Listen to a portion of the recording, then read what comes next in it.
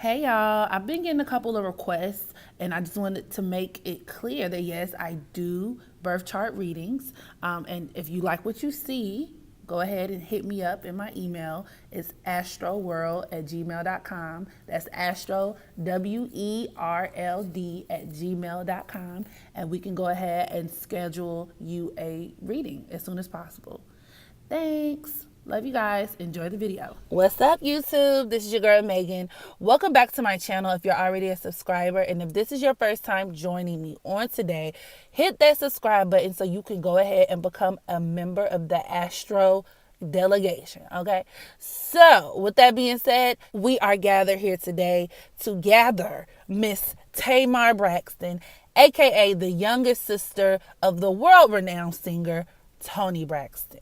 Okay, so recently Tamar made headlines because she refused to do her fucking job because her food did not get delivered. I know that sounds crazy. Let me explain. I mean, it is crazy, but let's explain. So, according to the Daily Time News, Tamar is in a play with Snoop Dogg, and in their Washington, D.C. performance, she decided to order some food during the intermission. Okay, so you take time to get snacks, and the audience stretches their legs and then they come back. So during the intermission, Tamar wanted her food, and I suppose she got a friend to run the food to her. And when the friend got backstage, the friend wasn't able to get past security. And you know how that goes. Your name has to be on the list. So the friend's name wasn't on the list, and as a result, the friend could not gain entry. So Tamar decides that she isn't going back on stage because she wasn't able to get her food. Like, if I'm not going to be able to eat, no show. So as a result, she ended up storming out, and what started off as a 15-minute interlude or intermission session turned to like 45 minutes. And people were upset. They were complaining. People wanted their money back. I mean, because in reality, it's very unprofessional. Now, what happened was one of the hosts ended up taking to the stage and just telling people that they were experiencing technical difficulties. But the only person really being difficult was Tamar. Okay, wasn't no technical difficulties. Tamar was just being her usual extra problematic, immature, irresponsible self. That's it. So I want to look into her chart and just kind of, figure out what Tamar has going on esoterically that can really provide some concrete answers as to why the fuck she is the way that she is. So without further ado, let's get into it, shall we? So Miss Tamar Braxton was born on March 17, 1977 in Severn, Maryland. So this makes her a Pisces. Her sun is in the 26th degree of Pisces, which breaks down to 8. Now, 17 also breaks down to 8, and in numerology, 8 is associated with status. It's associated with somebody who works very hard, basically. Works very hard, very organized, very focused. However, on the shadow side, 8s can be very materialistic. They can be cruel. They can be down and right bullies. Like, they can be people who are very inconsiderate of other people's feelings. Sounds like anybody you know? And Tamar's sun is conjoined to both her moon and Mercury in the sign of Pisces, which makes her like a pretty hardcore Pisces. Oh, so you a Pisces? Yes, she is. And her moon is in the 2nd degree. So number 2 can deal with somebody who likes to criticize other people, but cannot take the heat. All right. Anytime somebody criticizes them, somebody critiques them or addresses them, or even tries to hold them accountable for their bullshit, they got a problem with it. And 2 also deals with laziness. It could create somebody who was perhaps spoiled or coddled. And this also applies to Tamar, especially for those of you guys who watched the reality show she had with her sisters, because you would be able to see the fact that all of her sisters, her parents included, handles her with kitty gloves. Like, they literally spoil her. And she's the youngest of all the siblings, but yet and still, she's a grown-ass woman. But for some reason or another, it's like they're incapable of holding her to the same standards that they're held to. You know, when it comes to Tamar, it's like she gets this free reign to do whatever the fuck she want, say whatever the fuck she want. And then when she takes that same catty attitude that her sisters and her family, you know, nurture, and she applies that to just the outside world, she looks crazy when she gets all of this blowback, because it manifests in people not liking her, people not fucking with her getting drugged up and down social media. And then she plays the whole woe is me card, you know, like the typical Pisces, who are very much that self-sacrificing, victim, overly victimized type of characters, you know. And it doesn't help that her Mercury is in the 28th degree, which is very, very, very close to that 29th anaretic degree that I was telling you guys about in one of my other videos. But basically, I'm pretty sure you guys are aware, 29th degrees in whatever signs tends to produce lots of crises, right? That's why it's called the crises degree sometimes. And this could indicate Tamar going through a lot of public issues. You know what I'm saying? Her getting herself into a lot of problems, bringing a lot of unwanted attention to herself as a result of her being just completely fucking delusional. Another thing that I noticed was the fact that her Saturn was in the 10th degree of Leo. Now, this could produce somebody who is very egocentric, somebody who is very self-centered, somebody who can be bossy, demanding, a diva even. But it can also point towards her being in the spotlight, you know, her being a celebrity, because a lot of celebrities have very prominent Leo and Pisces influence in their chart. So, I mean, you can even make that same argument for her Sun, Moon, and Mercury placements, that strong Piscean influence. It makes her gifted as a musician, but it also points towards her being an entertainer or a celebrity in the spotlight. And another thing that I found to be very telling was the fact that she has a Libra North Node, which makes her South Node fall in the sign of Aries. And it basically just points towards the fact that Tamar naturally comes from a me first type of attitude, a me first self-preservation mindset. These people can be damn right selfish, and this definitely explains Tamar's behavior during the show. The fact that she's willing to just say, fuck everybody who paid for a ticket, fuck my cast, fuck everybody else, I didn't get my food, so I'm out. Like, it's very indicative of that behavior.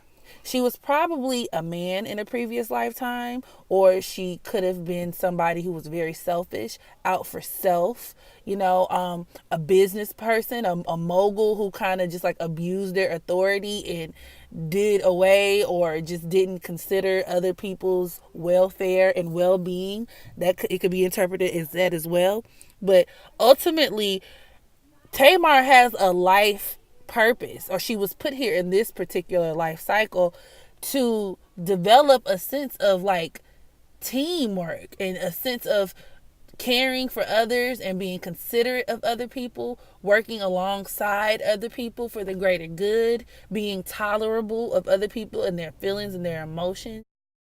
Libra North nodes have a lot of karma to fulfill and a lot of karmic debts to pay off as it regards to their relationships with other people, because they didn't really nurture those in former lifetimes. So today, in the here and now, if you have a Libra North node, it most likely means that you're supposed to be nurturing and putting a lot into connecting and developing healthy relationships with other people, because that's not your natural comfort zone.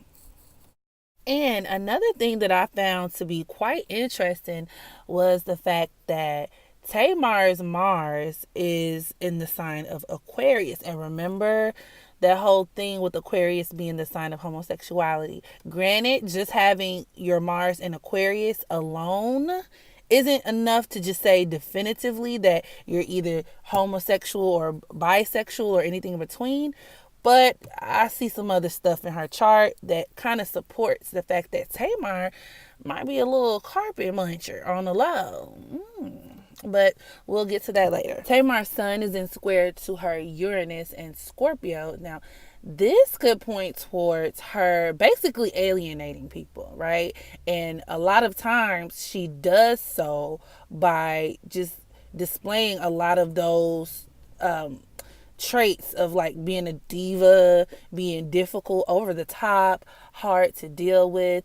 This aspect indicates somebody who is viewed as just being very, on the more positive side, they can be very quirky. Is that how you say it? I never knew how to say that. Quirky, very eccentric, okay? Very over the top, very flamboyant. You can even see that in her personality. She's very much, what? Get your life. I don't know if she's always been like that. I don't think she's always been like that. But, as far as she's been on the reality scene from what, like, we know recently, she acts like a drag queen. So very much over the top, and a lot of times, like, her diva and over the top behavior, it creates a person to, like, people either really like you or they don't. You could be a very polarizing figure, and Sun square Uranus could point towards that as well.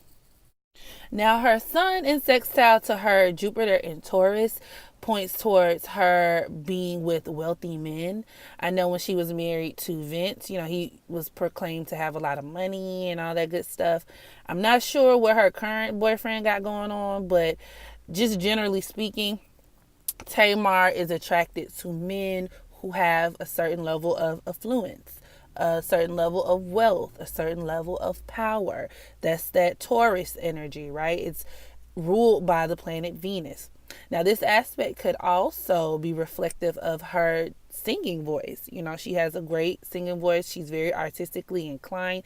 It's that Venus, that touch of Venus as well. So she's known, aside for the mess, she's also known to have a really good voice and being very, very talented. Now, a very telling aspect I see here is the fact that Tamar's Chiron is in the 29th degree of Aries. Now, this could produce somebody who at an early age felt very uncomfortable in their own skin, who felt looked over, left out, somebody who felt as if perhaps maybe they didn't fit in, somebody who felt as if they were taken advantage of in some way. And this could be physically, because Aries is a very dominant masculine sign. This could be emotionally, psychologically. And as a result, they spend a lot of time overcompensating for that. That's what Chiron produces just in general. Because if you're not really aware of the areas of your life in which you are just deeply wounded, some people either take the route of shying away from those particular energies, so being the complete opposite of that, and then others run headfirst into trying to just overcompensate and develop and take on all of these characteristics that they feel like they lack. But because they haven't really healed themselves, I guess you could say, it comes off as very disingenuous, and it's very easy to spot from the outside looking in. And this definitely helps explain why Tamar, her personality is just so much. It's so overwhelming. And now that I think about it, on this, they had Ayanla Van Zant come on one of the episodes of their show, and they got a little counseling session together as a family. And one comment that Ayanla made that really, I would never forget this, she was like, who hurt her? Like, what is wrong with Tamar to the point where she feels like she has to act like this? Now, looking at this displacement in her sign of her Chiron, like, it makes so much sense now. At some point in her life, she felt overlooked. And her personality, to, my point earlier, I don't think Tamar has always acted like this, but perhaps she feels like she's more empowered, right? When she's very over the top, when she exudes this bossy, dominant, extra flamboyant behavior. Maybe she feels like people notice her more. Maybe she feels like she gets the results that she wants from people when she does this. Maybe she enjoys being in control and some sort of power, and she can leverage it over other people, and that makes her feel more comfortable because now she's not the one being taken advantage of, or she's not the one being overlooked. And I'm telling y'all that number 29 will just manifest people, places, things, situations in your life that are just highly problematic and that are going to continue to be problematic until you learn how to deal with the source of that pain. And her Saturn is in square to her Uranus, which creates somebody who is very problematic, very chaotic, unpredictable, whose behavior is just like, it can come off as bizarre to other people. They can even have like a superiority complex almost. These people can look down on others. And Tamar, once again, exudes all of these behaviors. And Tamar's sun conjoined to her Mercury points towards her being very animated when she talks and very animated when she expresses herself. It also points towards someone who tends to be a better talker than they are a listener. So it's easy for them to, tell how they feel about situations, but they're not, like, when they're listening to people talk, they're secretly just waiting for their turn to talk.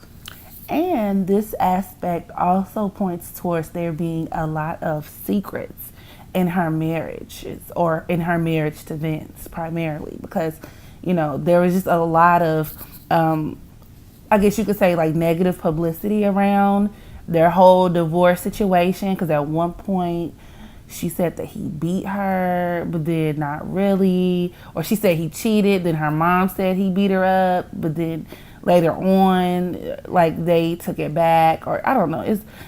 Nobody is really quite sure how the dynamic of Tamar and Vince's relationship, what that was like. And I feel like there are some things in regards to their relationship that the public isn't privy to, things that we may never really be privy to. And it seems like she's just the type of person to be very, kind of secretive when it comes to her relationships in general. So she could definitely be the type of person to put on an air, just publicly, but behind closed doors, her relationship is completely different.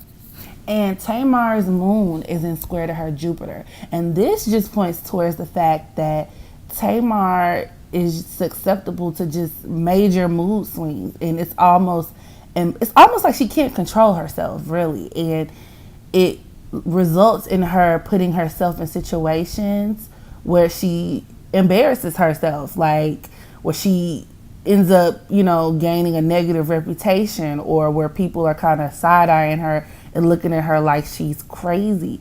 These people tend to be very just moody, and they tend to kind of like lack an ability to really like be logical in the way that they deal with people, and logical and rational in the way that they handle their emotions. And this really just reinforces the fact that Tamar just has an inherent just lack of respect, or a lack of compassion towards the feelings of others, which kind of ties back into her whole North and South Node thing, with her South Node being in Aries, that selfishness, that me first, my feelings first, my perspective first kind of mentality. And all of this Pisces or Piscean energy in her chart, especially being so close to the 29th degree, it points towards that victim mentality. So, she tends to disregard people's feelings, but all the while feeling as if she is somehow the one being wronged in every situation. And with her sun being in quincunx to her North Node, the only person who is standing in the way of her making this transformation into being a more, I don't want to say polite, but just an easier person to deal with is her. That tendency that she has to be this victim, this tendency that she has to be this just emotionally immature individual, this emotionally selfish individual is what's keeping her from tapping in to that Libra North Node, because ultimately it's impacting all of the relationships that she has.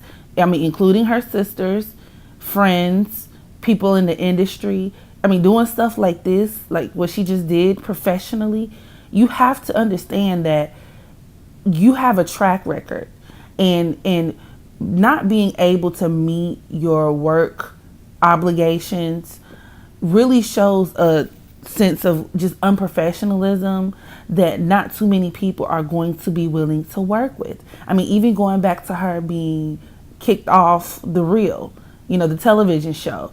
She wanted us to believe that the reason why she was fired from the show was because of the girls, her co-hosts. And I mean, it's always an excuse for her. It's everybody else's fault except hers. When it's clear, in reality, Tamar takes problems wherever she goes because she lacks self-awareness. And until she gains a sense of self-awareness, until she gains a sense of just emotional maturity, or she realizes that everybody is not out to get her, her relationships will continue to suffer. Now, to revisit my inkling that I have about Tamar being bisexual, her Mars is in square to her Jupiter. Now, remember her Mars being in the sign of Aquarius, which deals with homosexuality. And the fact that it's in square to her Jupiter, this typically tends to be a blackmail aspect. But with this, like with Tamar, I'm having like a gut feeling that it's not so much about somebody blackmailing her as far as like, oh, we're going to reveal information about you to the public. I think that this aspect deals with Tamar putting a lot of energy and effort in order to conceal her sexuality and kind of keep it hidden from the public. Because when you think about it, I mean, look at her family. She comes from a very religious family. They're very Christian-y, very Jesus-y. Both of her parents are pastors, I believe. So I could see there being, and usually in those type of environments, there's a lot of cognitive dissonance when it comes to people with their sexuality, but like they feel obligated to their religion and they feel obligated to their family. And her mom doesn't seem like the type that, would be very open or accepting of her children being gay or bisexual. And she hangs out with Tiny and Candy. I think she and Tiny are best friends, if I'm not mistaken. And those two women have a very large reputation for being bisexual, for having threesomes. I know Tiny and her husband T.I.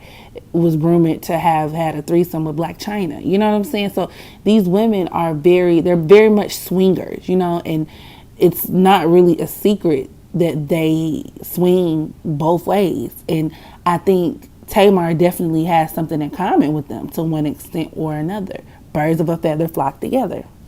And the fact that her Mars is in negative aspect to her Neptune kind of just reinforces that, because, anytime you have Neptune in the equation, it points towards people misleading others. It points towards there being concealed information that's not really being made to the public. It points towards somebody putting a lot of energy into covering something up. And a lot of times with this aspect, people tend to be very insecure about their sexuality. There's this kind of inner tension that exists surrounding their sexuality. And it could be an inner tension that also exists surrounding just their personality and who they are. And as a result, these people tend to overcompensate and put on airs to which like makes them feel comfortable. But a lot of times it seems disingenuous to the rest of the world, and it's easily picked apart and people can easily detect that something is off about them. So I definitely feel like there's something to this. Tamar dibbles and dabbles in the lady pond on the low. So that was my analysis on Miss Tamar Braxton. Drop down in the comments. Let me know what you guys thought of this. Are there any celebrities that you would like for me to open their charts and kind of do a general reading about? If so, let me know. And until next time, make sure you practice unconditional self-love so that you can love others. And